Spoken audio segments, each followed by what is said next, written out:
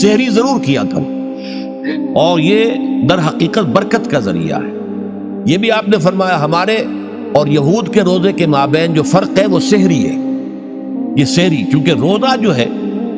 وہ فجر سے لے کر اور غروب آفتاب تک ہے، طلوع آفتاب سے نہیں، فجر سے،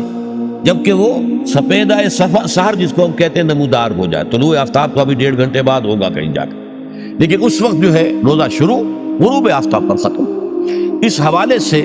اس سے پہلے کھانا پینا، اور اس میں بھی فرمایا گیا کہ بعض لوگ بہت زیادہ احتیاط کرتے وہ صحیح نہیں ہے، اس لیے کہ فجر کے لیے اذان جب دیتے تھے تو اس میں بعض حضرات ذرا جلدی کرتے تھے۔ حضور نے فرمایا کہ نہیں، دیکھو یہ ذرا جلدی کر دیتے ہیں، اگر تم میں سے کسی کے ہاتھ میں پیالہ ہے، ابھی وہ کچھ کھا رہا ہے، اذان ہو گئی ہے، تو وہ اپنا پیالہ پورا کر لے۔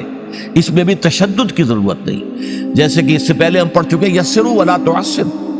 یرید اللہ بکم الیسر ولا یرید بکم العسر، اللہ تمہارے ساتھ آسانی چاہتا ہے، سختی نہیں چاہتا۔ تو اسی طرح فرمایا وَكُلُوا وَاشْرَبُوا حَتَّى يَتَبَيَّنَ لَكُمُ الْخَيْطُ الْأَبْيَضُ مِنَ الْخَيْطِ الْأَسْوَدِ مِنَ الْفَجْرِ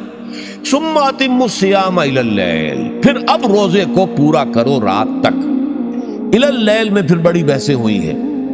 اس لفظ کی مناسبت سے اہل تشیع اس کے قائل ہیں کہ جبکہ خوب اندھیرا ہو جائے، لیکن اہل سنت کا اجماع ہے کہ غروب آفتاب اس سے مراد ہے، اس لیے کہ آغاز رات کا غروب آفتاب کے ساتھ، اور اس میں بھی احادیث کے اندر آیا ہے کہ تعجیل کرنی چاہیے۔ بعض لوگ وہی جو میں نے عرض کیا کہ تقویٰ کے تحت جو ہے، جیسے کہ سفر میں بھی روزے رکھتے ہیں، یا 104 بخار کے درجے میں بھی وہ روزہ قضا کرنے کو تیار نہیں ہوتے، ایسے ہی وہ تاخیر کرتے ہیں اپنے تقوی کے حساب سے، کہیں ایسا نہ ہو، کوئی غلطی نہ ہو جائے، کہیں یہ نہ ہو جائے، کہیں وہ نہ ہو جائے، تو پھر اس کے اندر وہ افطار میں، تو آپ نے فرمایا کہ قوم جو ہے اسی وقت صحیح رہے گی جبکہ وہ افطار میں عجلت سے کام لے، یعنی سحری کے اندر بہت زیادہ جلدی کرنے کی ضرورت نہیں، اگر اذان ہو رہی ہے اس کے دوران بھی اگر کچھ کھا پی رہے ہو تو کھا پی لو، مکمل کر لو۔ اسی طریقے سے افطار کے اندر جو ہے وہ تاخیر کرنے کی ضرورت نہیں، سورج کے غروب کے ساتھ افطار کر لو۔ وَلَا تُبَاشِرُوهُنَّ وَأَنْتُمْ عَاكِفُونَ فِي الْمَسَاجِدِ، ہاں اپنی بیویوں سے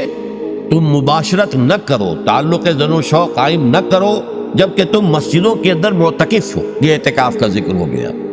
رمضان کے آخری عشرے میں یہ اعتکاف جو مسنون ہے کہ 21ویں شب سے شروع ہو جائے گا، یعنی 20واں روزہ ختم ہوا اس کے ساتھ یہ اعتکاف شروع ہو گیا، اور پھر اعتکاف مسنون جو ہے وہ جب تک کہ چاند نظر نہ آ جائے شوال کا، عید کا، اس وقت تک یہ اعتکاف جاری رہے گا۔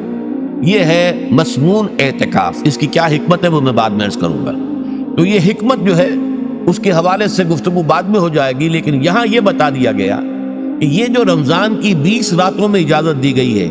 اپنی بیویوں کے ساتھ ہم بستری کی، وہ اس معتکف کے لیے نہیں ہے جو مسجد میں معتکف ہے، تو ہاں اس کی اہلیہ آ سکتی ہے وہاں ملاقات کے لیے، کسی مشورہ کوئی کرنا ہے بہت ضروری ہے، آ جائے، ملاقات ہو سکتی ہے، لیکن یہ کہ مباشرت نہیں ہو سکتی، وہ حرام ہے۔ فرمایا وَلَا تُبَاشِرُوهُنَّ وَأَنْتُمْ عَاكِفُونَ فِي الْمَسَاجِدِ تِلْكَ حُدُودُ اللَّهِ، یہ اللہ کی حدود ہیں، شریعت اسلامی کی یہ حدود ہیں، فَلَا تَقْرَبُوهَا، تو ان کے قریب تک مت جاؤ۔ قرآن مجید میں اس اعتبار سے دو انداز تعبیر ہے کہ اللہ کی حدود ہے فَلَا تَعْتَدُوهَا، یہ اللہ کی حدود ہے، ان سے تجاوز نہ کرو، اس حد کو پھلانگ نہ جاؤ، اس حد سے آگے نہ گزر جاؤ۔ یہاں ہے تقربوها، اللہ تعالیٰ کی حدود کے قریب تک نہ جاؤ۔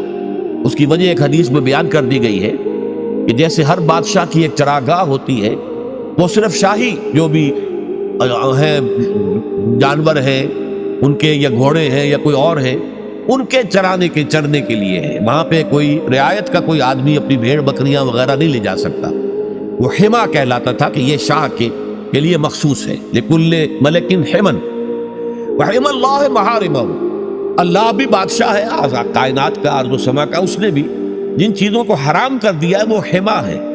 اس میں داخل نہیں ہونا تمہیں۔ تو فرمایا کہ جو چرواہا اپنی بھیڑوں کو بالکل اس کی آخری حد تک لے جائے گا تو اندیشہ ہے کہ کوئی بھیڑ کوئی بکری چھلانگ لگائے اور اس چراگاہ میں داخل ہو جائے، اس لیے کیپ ایٹ اے ڈسٹینس، ایک فاصلے پر رہو۔ احتیاط کا تقاضا یہ ہے کہ اس آخری حد کے قریب نہ جاؤ، فلا تقربوها، اس کے قریب نہ جاؤ۔ ان حدود کی تو سختی کے ساتھ پابندی کرنی ہے، ان کے لیے یہ ہے کہ ان کو نہ صرف یہ کہ ان سے تجاوز نہیں کرنا بلکہ ان سے ذرا کچھ فاصلے ہی پر اپنے آپ کو رکھنا ہے۔ کذالک یبین اللہ آیاتہ للناس، اسی طریقے سے اللہ تعالیٰ واضح کرتا ہے اپنی آیات کو لوگوں کے لیے، وَلَعَلَّهُمْ يَتَّقُونَ، اور تاکہ وہ پھر تقویٰ کریں، بچیں۔ جب احکام معلوم ہو گئے اب بچنا آسان ہے، جب احکام معلوم نہیں تو اندیشہ ہے کہ کہیں کسی حرام کے اندر جو ہے وہ ملوث ہو جائے۔ جیسے کہ ایک حدیث میں آتا ہے کہ الحلال بین والحرام بین وبینہما مشتبہات، حلال کیا ہے یہ بھی واضح ہے، حرام کیا ہے یہ بھی واضح ہے، البتہ ان دونوں کے مابین کچھ چیزیں ہوتی ہیں متشابہات، پتہ نہیں حلال ہے کہ حرام ہے، تو تم بچو، ان چیزوں سے بھی بچو، اس لیے کہ اس کے اندر حرام ہونے کا اندیشہ ہے نا، لہذا ان سے بھی بچو۔